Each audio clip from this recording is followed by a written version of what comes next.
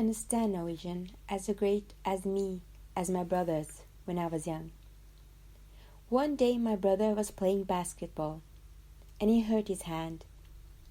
We had to rush to the emergency doctor in town. And since I was a child, I couldn't stay home alone, so my mother just took me with them to the paramedic. While my brother was being bandaged, me and my mother were sitting in the waiting room. The man sitting in front of us said that he wanted to cut me off with an axe towards the wall with anger. Another woman in the waiting room asked, "Why do you want to do that?" And he responded, "Look at her.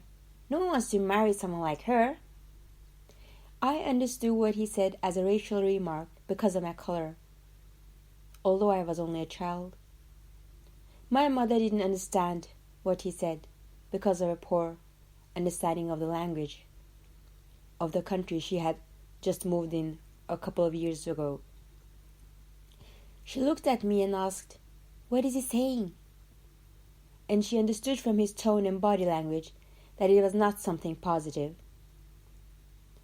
I don't remember exactly how I responded to what she asked me, but this episode reminds me of how difficult it is for parents without language skills in a society where they've just moved to, either as a refugee or either as a new family come to a new town or a new city or a new country.